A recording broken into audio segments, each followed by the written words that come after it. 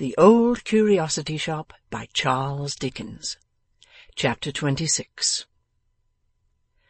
Almost broken-hearted, Nell withdrew with the schoolmaster from the bedside, and returned to his cottage. In the midst of her grief and tears, she was yet careful to conceal their real cause from the old man, for the dead boy had been a grandchild, and left but one aged relative to mourn his premature decay.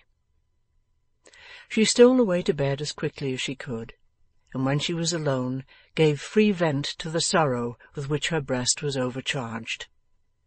But the sad scene she had witnessed was not without its lesson of content and gratitude, of content with the lot which left her health and freedom, and gratitude that she was spared to the one relative and friend she loved, and to live and move in a beautiful world when so many young creatures, as young and full of hope as she, were stricken down and gathered to their graves.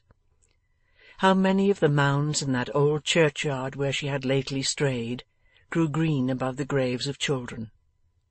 And though she thought as a child herself, and did not perhaps sufficiently consider to what a bright and happy existence those who die young are born, and how in death they lose the pain of seeing others die around them, bearing to the tomb some strong affection of their hearts, which makes the old die many times in one long life, still she thought wisely enough to draw a plain and easy moral from what she had seen that night, and to store it deep in her mind.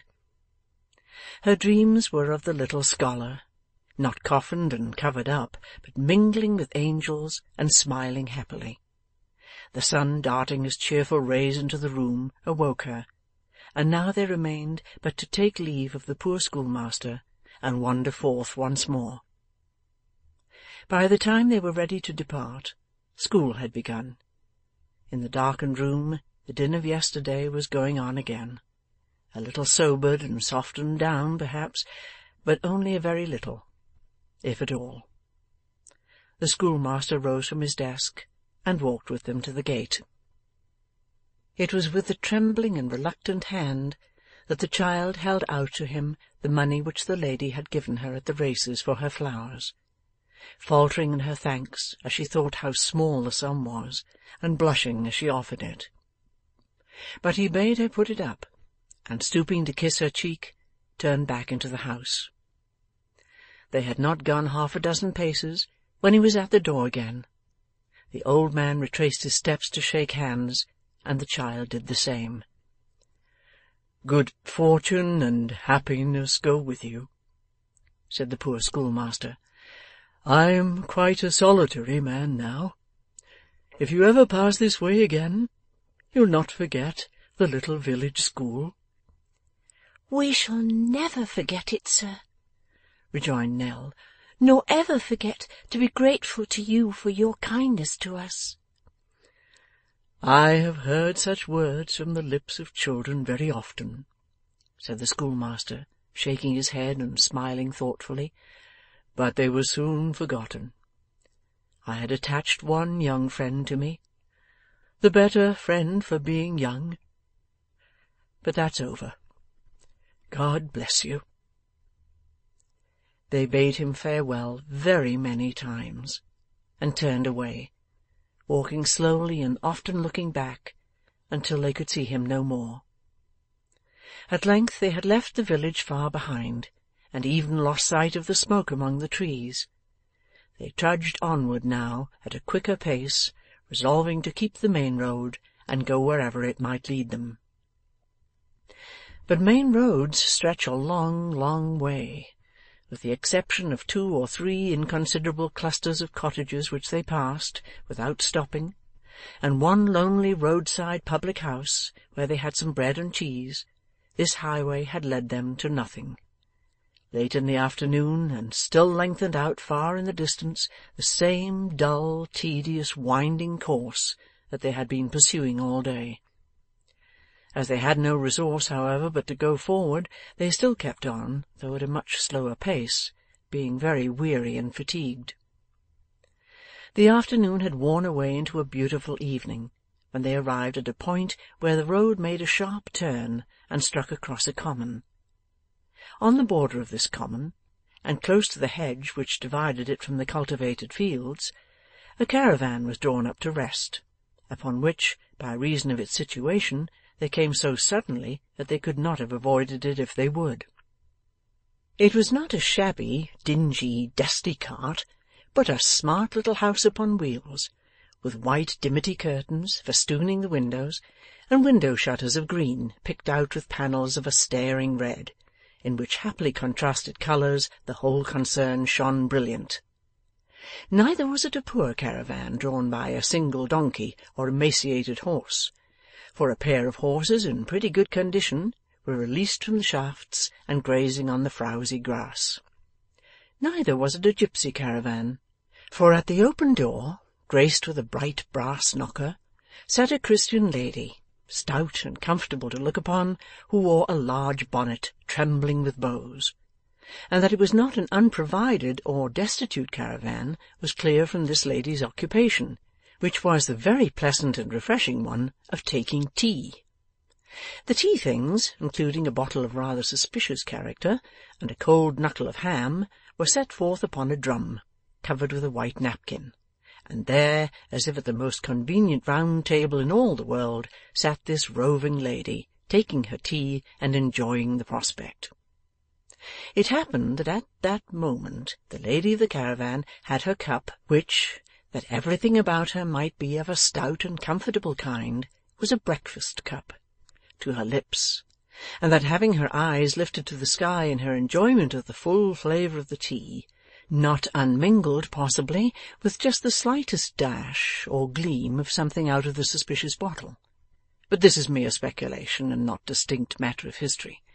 It happened that being thus agreeably engaged, she did not see the travellers when they first came up.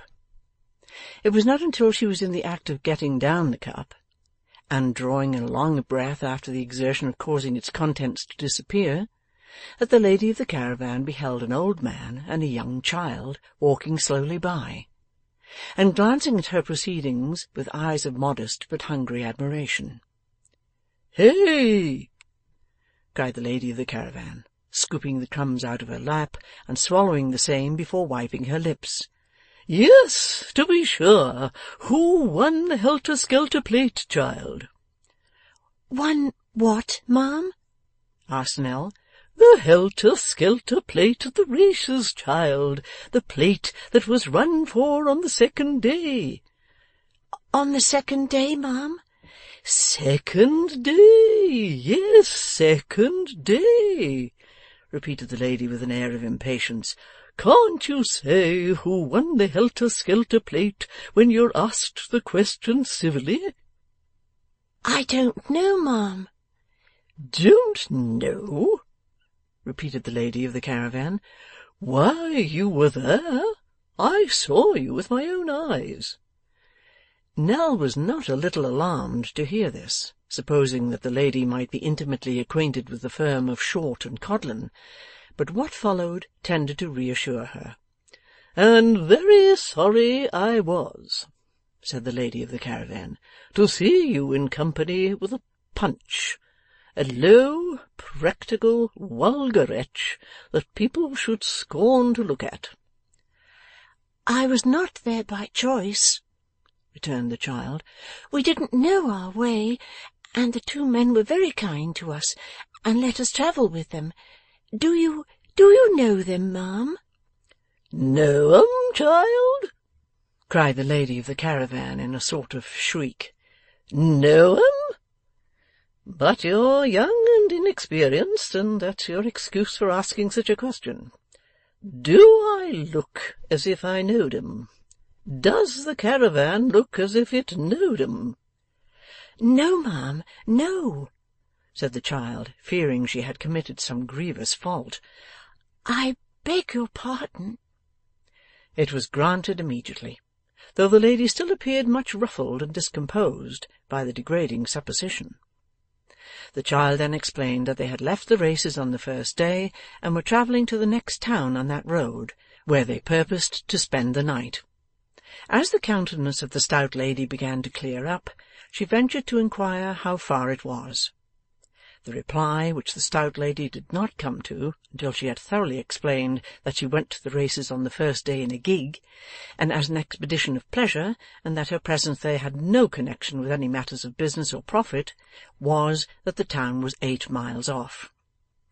This discouraging information a little dashed the child, who could scarcely repress a tear as she glanced along the darkening road.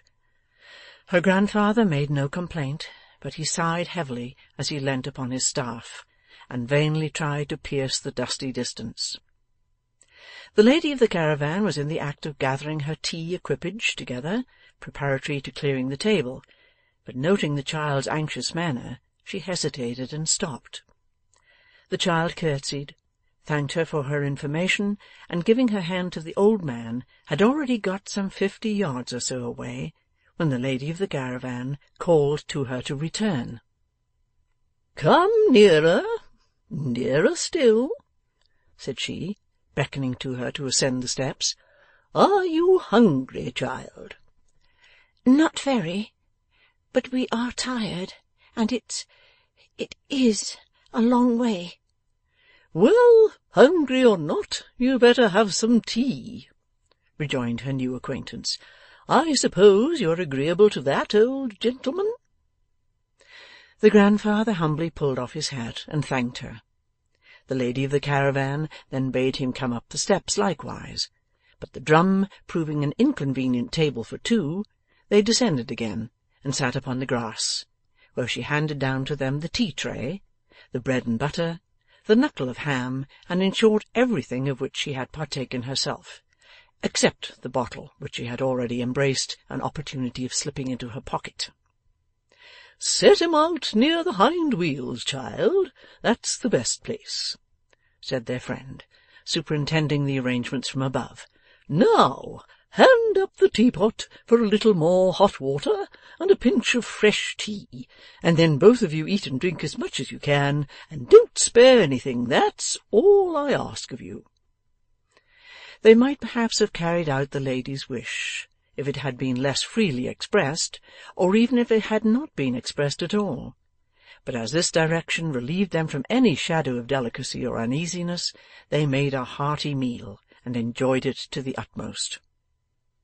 While they were thus engaged, the lady of the caravan alighted on the earth, and with her hands clasped behind her, and her large bonnet trembling excessively, walked up and down in a measured tread and very stately manner, surveying the caravan from time to time with an air of calm delight, and deriving particular gratification from the red panels and the brass knocker. When she had taken this gentle exercise for some time, she sat down upon the steps and called George, whereupon a man in a carter's frock, who had been so shrouded in a hedge up to this time as to see everything that passed without being seen himself, parted the twigs that concealed him, and appeared in a sitting attitude, supporting on his legs a baking-dish and a half-gallon stone bottle, and bearing in his right hand a knife, and in his left a fork. "Yes, missus," said George. "How did you find the cold pie, George?" "It warn't amiss, mum." "And the beer?" said the lady of the caravan, with an appearance of being more interested in this question than the last. "Is it passable, George?" "It's more flatterer than it might be," George returned, "but it ain't so bad for all that." To set the mind of his mistress at rest, he took a sip, amounting in quantity to a pint or thereabouts, from the stone bottle, and then smacked his lips, winked his eye, and nodded his head. No doubt with the same amiable desire, he immediately resumed his knife and fork, as a practical assurance that the beer had wrought no bad effect upon his appetite. The lady of the caravan looked on approvingly for some time, and then said, "Have you nearly finished?" "Wery nigh, mum." And indeed, after scraping the dish all round with his knife, and carrying the choice brown morsels to his mouth, and after taking such a scientific pull at the stone bottle that, by degrees almost imperceptible to the sight, his head went further and further back, until he lay nearly at his full length upon the ground, this gentleman declared himself quite disengaged, and came forth from his retreat. 'I hope I haven't hurried you, George,' said his mistress, who appeared to have a great sympathy with his late pursuit. 'If you have,' returned the follower, wisely reserving himself for any favourable contingency that might occur, 'we must make up for it next time, that's all.' 'We are not a heavy load, George?' 'That's always what the ladies say,' replied the man, looking a long way round, as if he were appealing to nature in general against such monstrous propositions. 'If you see a woman a-driving, you'll always perceive that she never will keep her whip still. The horse can't go fast enough for her.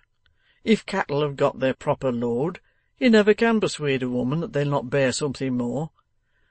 What is the cause of this here?' 'Would these two travellers make much difference to the horses if we took them with us?'